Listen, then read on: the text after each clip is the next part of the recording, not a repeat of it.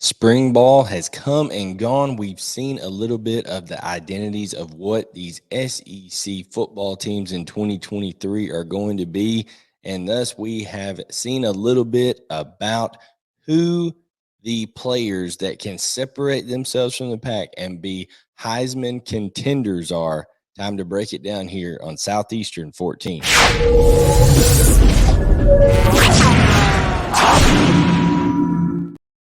Hello, everyone. I'm Blayne Gilmer. Welcome to Southeastern 14. I cover off-season football here. We're going to be transitioning into the season, but it's preseason Heisman hopeful time. Vegas is setting odds. Everyone is chasing Caleb Williams out on the West Coast, the USC quarterback who won it last year and returns for the Trojans. Now, are there some SEC players that can put themselves in that conversation? There's certainly going to be SEC teams in the playoff conversation, as we know, year in and year out, and successful teams have players that help them gain that success, and they thusly usually get rewarded with a trip to New York. Look at Stetson Bennett last year for the Georgia Bulldogs, becoming a Heisman Trophy finalist. And, you know, we're going to see this year who can make that next step. And without further ado, let's just go ahead and hop right into it here.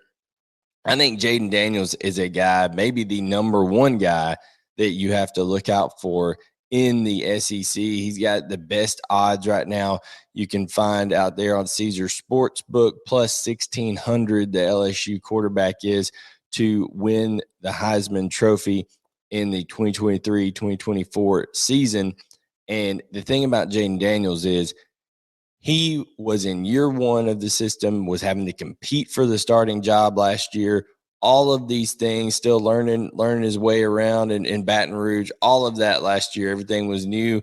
He goes from year one in that system to year two. His entire offensive line comes back. He's got weapons galore at receiver, and Neighbors, Lacey, Thomas, you name it. He's got Mason Taylor coming back at tight end. So many weapons there. You know that they're going to be able to utilize his legs because, listen, that is something that you have to take into account here. Is he going to remain healthy enough? But he was their leading rusher last year as well as being their quarterback. So if he can dial that back, maybe they get a little bit more production out of the running backs, but he still, throws in 8 rushing touchdowns on the year, running that thing in. And then he's shown that improvement that he did in the spring game. I think Jayden Daniels has a really, really good shot of finding his way to New York. And if LSU has the kind of season that I believe they have, I think they're the favorite to win the West again this year and could be undefeated going into the SEC championship game. I think that Jayden Daniels is a name to look out for. Carson Beck, yes, a lot of people are going to say, Carson Beck, he's not even started a game for Georgia yet, 100%. But this is the most talented receiver tight end group that Georgia has ever had around him. He's not officially been named the starter yet, but Vegas seems to know he's plus 2,000 to win the starting job, or plus 2,000 to win the Heisman for Georgia. It looks like he's going to win that starting job. And with Dominic Lovett coming in from Missouri, Ra Thomas coming in from Mississippi State, and then the return of guys like Ladd McConkey, Marcus Rosemy-Jacksaint, and, of course, Brock Bowers, who's going to be a top 5 NFL draft pick next year at tight end. There's so many weapons for Carson Beck, and I really, really like his chances to kind of catch fire here. And Vegas likes him, too, at plus 2,000.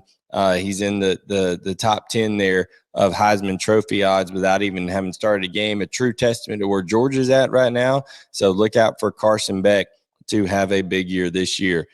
I mentioned Brock Bowers, top 5 pick. This is a guy that you have to just take into account how Kirby Smart and company will use him. Kirby Smart is on a book tour right now that he's recently released, and Brock Bowers is a guy that he said, hey, we could line him up at running back. They give him jet sweeps. He does all kinds of stuff. This is going to be his last year in Athens. As I said, he's NFL bound. I think Mike Bobo, the new offensive coordinator at Georgia, and Kirby Smart will find every way possible to make sure it's a memorable one for Brock Bowers and get him the ball as much as they can. He was quoted such with Greg McElroy and Cole Cubic a couple of days ago, said just got to get him the ball as much as possible. 19, Brock Bowers for Georgia. He's a Heisman Trophy hopeful here on our list. Joe Milton at Tennessee, humongous arm. That wide open system there with Josh Heupel, they create so much space, just formation and motion, pre-snap, all the different things that they do there. And, Joe Milton can legitimately throw it the entire football field. So if he's got a guy open anywhere on the field, there's a chance that Joe Milton can complete it to him. I wonder how the whole dynamic with Nico Imaleva that has come in there, a highly recruited, highly paid NIL quarterback that has come in there to Tennessee behind him, not illegally or any way, but by the collectives. That's going to put a lot of pressure on Josh Heupel, on the boosters, on Joe Milton, for Joe Milton to play good to make sure he remains Tennessee's quarterback the entire year. But odds are, if he comes in, he plays like he did in that bowl game against Clemson, like he did against Vanderbilt last year, then he's got a really good shot of putting up huge numbers. And Tennessee, another team that realistically, when it comes to that late season matchup against Georgia, they could be a one-loss or undefeated team with Georgia coming in to Knoxville late in the season in November there. So Joe Milton, definitely a name to know. Quinshon Judkins, I put him on here just because I think he could put up ridiculous numbers. He rushed for over 1,400 yards last year for Ole Miss, and Lane Kiffin is not someone who, if it's not broke, Lane Kiffin is not going to try to fix it. He's going to continue to get Quinshon Judkins the football, and this young man just has ridiculous ability to make plays, make people miss. He's going to add extra yards that other people wouldn't normally get because of his ability to break tackles and to keep his legs moving. So I think Quinshon Judkins, they'll use him out of the backfield catching the ball. I think you could even see him, end up doing some Wildcat stuff this year. There's all kinds of possibilities for Quinshon Judkins, and I think he's just a dynamic player that you have to at least put on the radar here for that.